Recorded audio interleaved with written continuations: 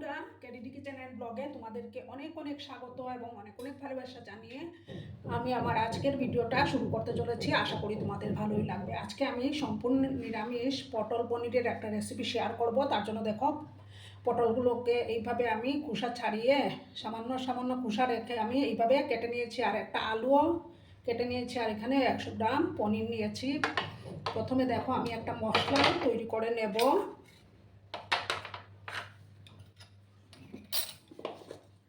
এখানে আমি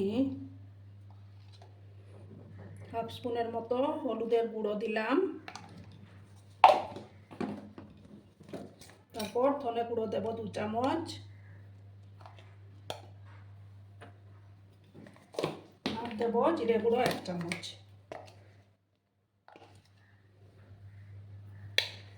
আর 1 চামচ কাশ্মীরি লঙ্কার গুঁড়ো দেব,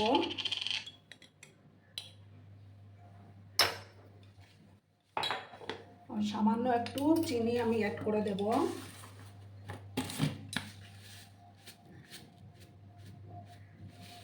দেখো, চিনি দিয়ে দিলাম। এবার এটাকে আমি গুলে নেব। মশলাটা আগে থেকে করে রাখলে ভালো হয়।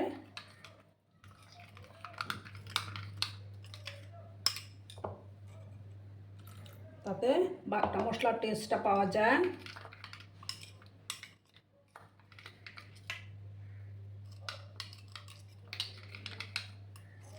এবার আমি এটা একপাশে সরিয়ে রাখলাম। এবার আমি গ্যাসটা অন করে দেব।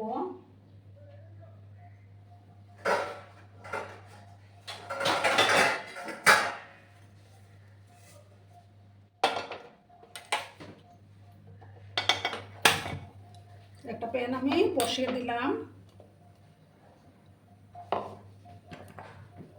এবার আমি সাদা তেল দেব, দিয়ে পনিরগুলোকে ভেজে নেব। তেলটাকে প্রথমে ভালো করে আমি গরম করে নেব।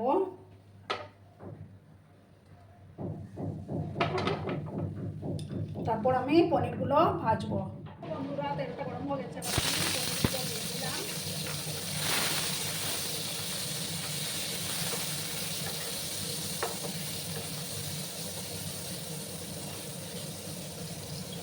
লবণ আমি অ্যাড করে দেব।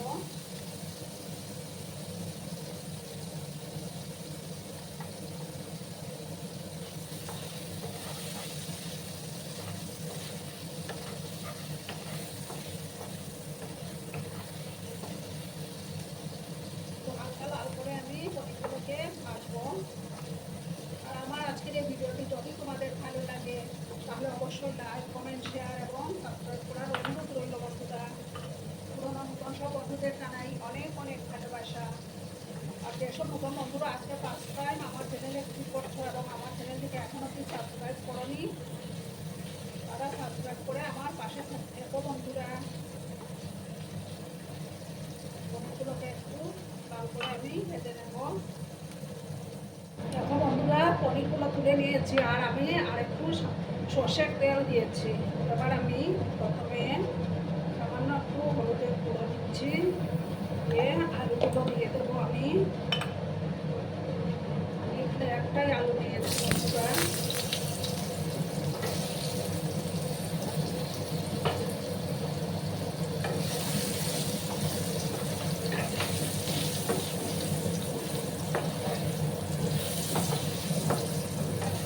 প্রথমে আমি আলুগুলোকে 2-3 মিনিটের মতো একটু ভাজা ভাজা করে নেব, তারপর আমি পটলগুলো দিয়ে দেব।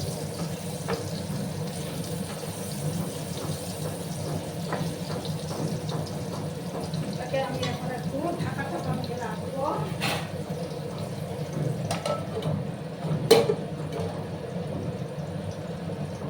বন্ধুরা, এবার আমি ঢাকাটা সরালাম। এবার আমি পটলগুলো দিয়ে দেব। পটল আলু একসাথে ভাজা ভাজা করে নেব।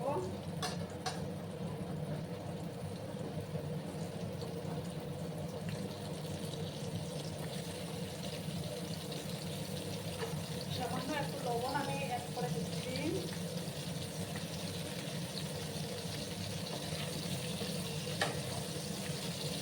ভালো করে আমি আবার মিক্স করে নিলাম।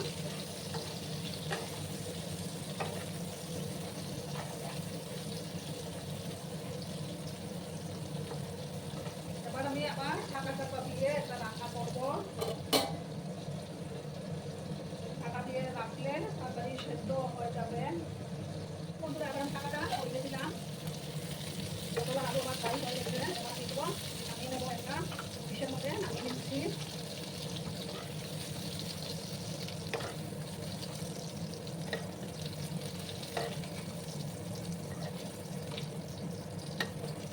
সমস্ত পটলটাও আমি তুলে নিলাম।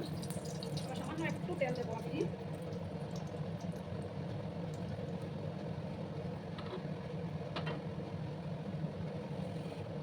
দুটো শুকনো লঙ্কা দিলাম আমি, আর একটা তেজপাতা দুখানা করে দিয়ে দিলাম।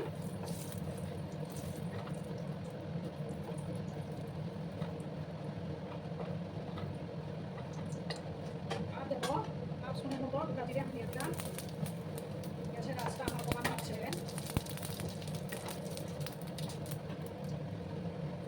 এবার দেখো আমি একটু আদা, 4-5টা কাঁচা লঙ্কা বেটে রেখেছিলাম, সেটা এবার দিয়ে দেবো।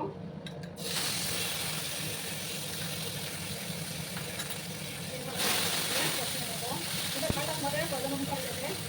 লঙ্কাটা করে একটা দাম নিয়ে আমি 4-5টা দিলাম। আর একটু পরিমাণে আদা দিয়েছি আমি। ভালো করে আদাটা কাঁচা মশলা না দেওয়া দিয়ে একটু কষিয়ে নেবো।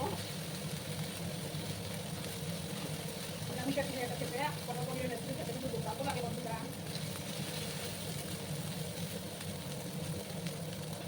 এবার যখন টমেটো পেস্ট করে রেখেছিলাম সেই টমেটো পেস্টটাও এবার দিয়ে দিলাম। একসাথে ভালো করে আমি কষিয়ে নেব। একসাথে দুটোই কষানো হয়ে যাবে।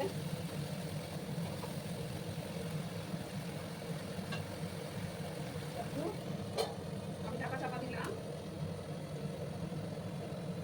বন্ধুরা এবার আমি ঢাকাটা সরিয়ে দিলাম। ভালো করে কষানো হয়ে গেছে। এবার আমি যে মশলা পেস্টটা তৈরি করে রেখেছিলাম সেই মশলা পেস্টটা এবার আমি দিয়ে দেবো।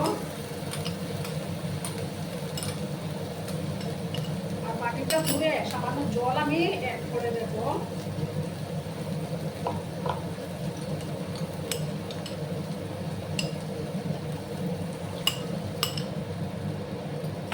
ভালো করে কিন্তু কষিয়ে নিতে হবে।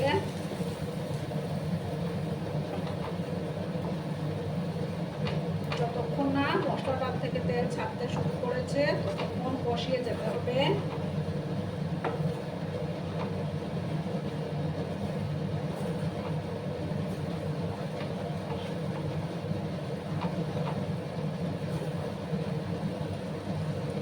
দেখো পটল আর পনির পটল আর আলুগুলো এবার আমি দিয়ে দেবো একসাথে। ভালো করে কিন্তু কষিয়ে নেব মশলার সাথে।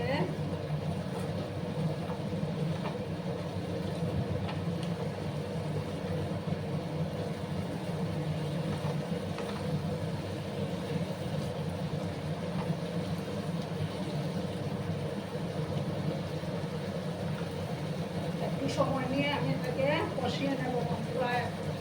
আর 1 মিনিটের মতো এটাকে আমি ঢাকা চাপা দিয়ে রাখলাম। বন্ধুরা আমার ঢাকাটা সরিয়ে দিলাম। মশলাটা থেকে তেল ছাড়তে শুরু করেছে। এবার আমি পরিমাণ মতো লবণটা অ্যাড করে দিচ্ছি।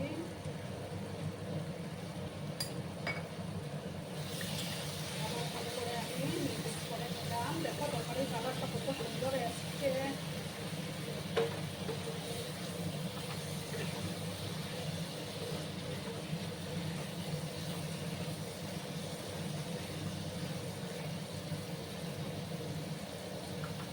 আমি এটার মধ্যে দেখো 3-4টা কাঁচা লঙ্কা দিলাম আর দেবো গরম জল। কারণ গরম জল দিয়ে রান্না করলে রান্নার টেস্টটা দ্বিগুণ বেড়ে যায় বন্ধুরা। তোমরাও সবসময় গরম জল দিয়ে রান্না করার চেষ্টা করবে।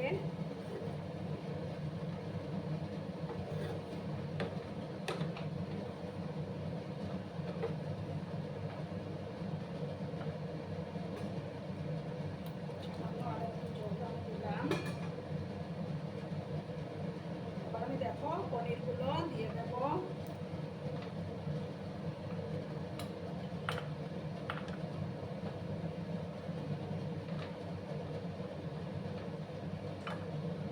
গ্যাসের আঁচটা কমিয়ে আমি 5 মিনিটের মতো এটাকে রান্না করে নেব।